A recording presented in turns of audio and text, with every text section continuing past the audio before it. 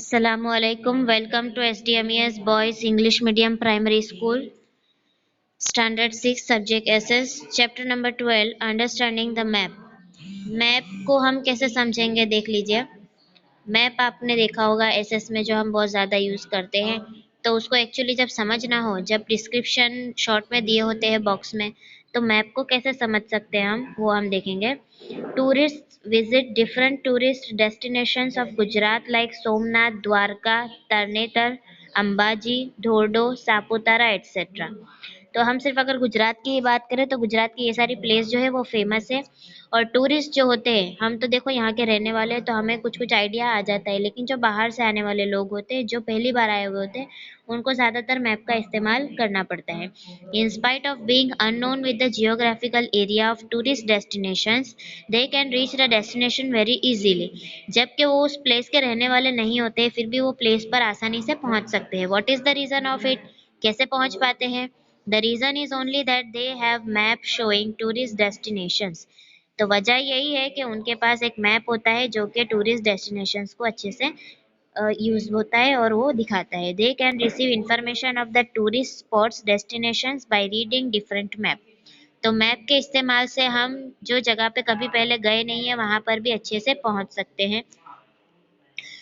In the present time, maps have proved very useful for many other objectives beside tours. Tours के अलावा भी बहुत सारे कामों में maps जो होते हैं वो बहुत useful होते हैं, बहुत मददरूप होते हैं। Today, in the age of science and technology, you can reach any place in the world with the help of GPS, means Global Positioning System. Let us understand the map in this chapter. तो GPS के through आप किस जगह पे हो और या आपको फिर किस जगह पे जाना है, तो लोकेशन के द्वारा और साइंस एंड टेक्नोलॉजी जो हमारा मोबाइल है जिसके अंदर हमें लोकेशन की सुविधा होती है, उससे हम कोई भी प्लेस पे जा सकते हैं और कोई अगर किसी और प्लेस पे तो हम उस प्लेस तक भी पहुंच सकते हैं।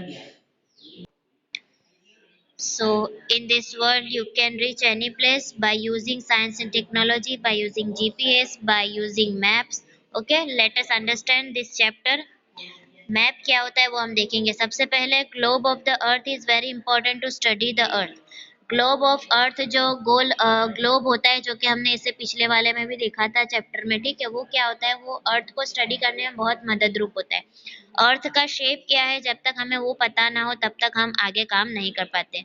But map is more important to study any one continent, country, state, district, taluka, city और any village of the earth. लेकिन हमें अभी पूरी दुनिया का काम नहीं है, हमें तो सिर्फ अभी एक ही हिस्से का काम है। जैसा कि गुजरात, तो हम सिर्फ गुजरात का ही मैप लेंगे, ठीक है, या फिर सिर्फ सूरत का काम हो तो हम सिर्फ सूरत का ही मैप हाथ में लेंगे, ठीक है। सो मैप ग्लोब जो होता है वो पूरी दुनिया की स्टडी करने के लिए है, अर्थ की स्टडी करने के लिए है। और मैप जो होता है वो एक पर्टिकुलर प्लेस की स्टडी करने के लिए